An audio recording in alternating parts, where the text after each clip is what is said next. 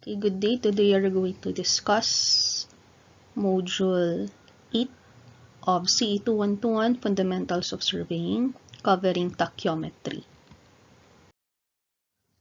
So when we talk about tacheometry, this is defined as a procedure of obtaining horizontal distances and difference in elevation based on the optical geometry of the instrument employed.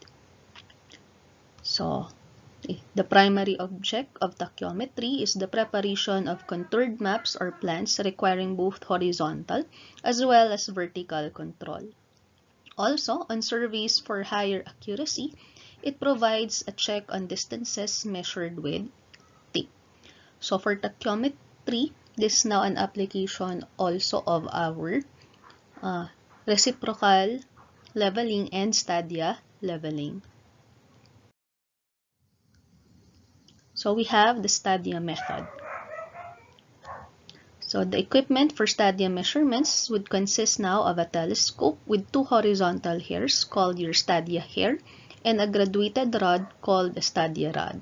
The Stadia method is specially well adapted to mapping requirements and is widely used for locating details and contour points in topographic surveys. It is far more rapid than taping and under certain conditions could be made as precise. This method also requires the employment of fewer survey personnel.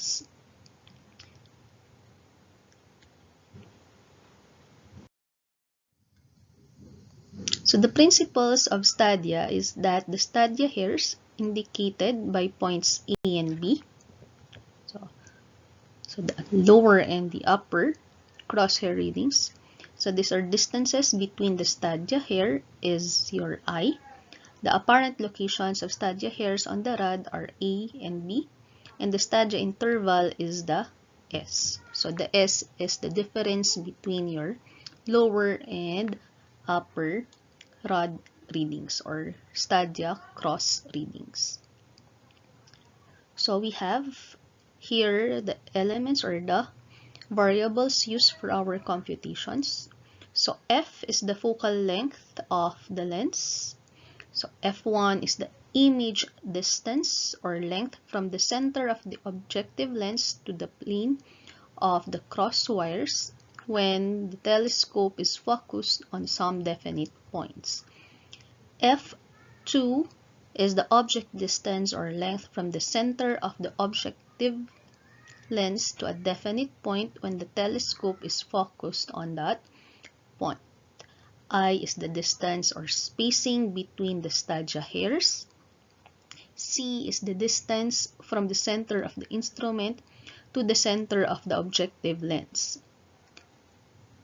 Capital C is the stadia constant or the distance from the center of the instrument to the principal focus. So it's computed as small c plus f or the focal length of lens.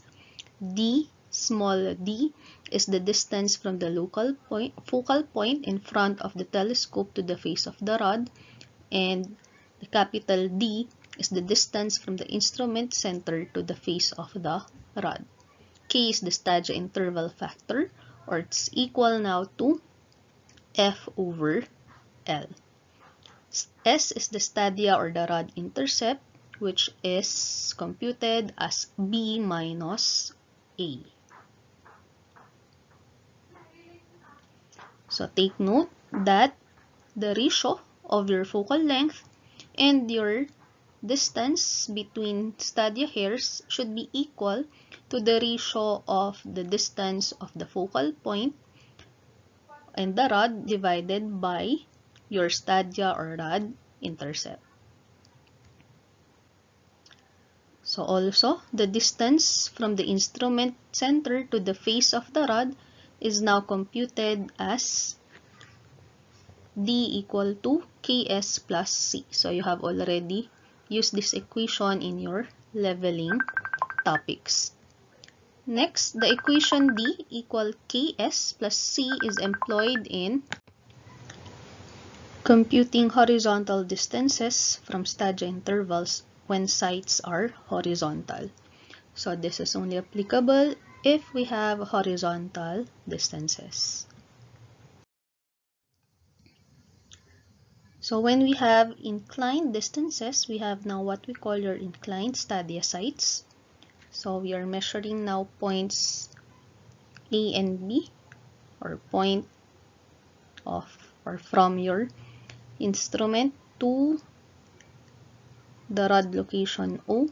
So this is already an incline, so you're measuring this distance. So if we have inclined stadia sites, our S now, or ID, or instrument distance, is equivalent now to Ks cosine of the alpha plus C. And also, our H, or our horizontal distance, can now be computed as Ks cosine squared alpha plus C cosine of alpha.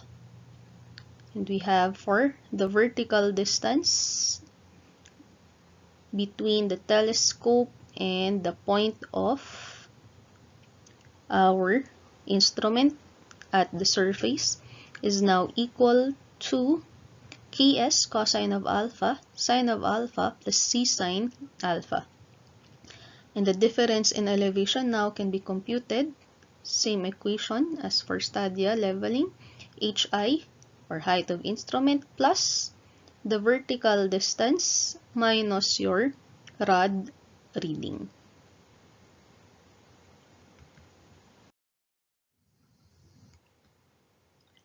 Okay, so we have here your variables, we have your K. So A here is your upper stadia reading, B is your lower stadia reading. P is the horizontal crosshair reading or the rod reading at RP. S is your stadia interval, which is A minus B. And alpha is the observed vertical angle, or your depression. So it's a depression if it is sighted downwards. Then we have C, your stadia constant of the instrument, or this is also equivalent to C plus F. So for internal focusing telescope, the value of your stadia constant is assumed as 0. So let's solve some sample problems. So for horizontal sites, in the figure, the width of a river being observed is 75 meters. Assuming the transit being used has an external focusing telescope, so meaning C is 0, and a K, or stadia interval, or stadia intercept is K equal to 100. Determine the unknowns in the table below. So we have to identify the horizontal distance from our transit and the stadia intercept for rod at left water edge, and for the rod at the right water edge, we have to determine the horizontal distance from the transit. So given the stadia intercept 0.895, so interval is K. So with this, let's have a diagram. So we have here your riverbed. So we have here your right water edge. This is the left water edge. So to solve now the horizontal distance between your instrument and the left rod, and the distance between the instrument and your right rod, we now use the equation D is equal to Ks plus C, since we are solving for horizontal distances. So with that, K now given was 100 times, for the right side, we are given the stadia intercept of 0.895, so plus C. Focusing telescope, so it's 0. So the distance between our instrument and the right edge of the river is 89.5 meters. So we're given that the width of the river is 75 meters. So therefore, dl now can be computed as dr minus the width of river, giving us dl equal to 14.5 meters. So apply ks plus c, so 14.5 is equal to 100 times your Stadia intercept s plus 0, so s now is equal to 0.145 meters. So next, let's have an example for inclined sites. In the figure, the difference in elevation between the observed points A and B is 15 meters, and the horizontal distance between them is 35 meters. With transit at station O, additional information was obtained as shown in the table. Determine the Stadia intervals at A and B, assuming that the intercept is k equal to 100 and c instrument constant is 0. So for our data, observe is at A, station observe is A. So our rod reading is 1.863. VCR or vertical angle is positive 12 degrees, so it's above the horizontal.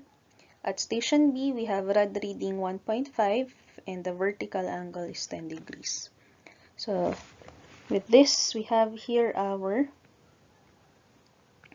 diagram. So from our diagram, angle of the horizontal to point B is 10 and the angle between horizontal and A is 12. So from our diagram, we now use our equations. So at point A, we have HA is equal to Ks cosine squared.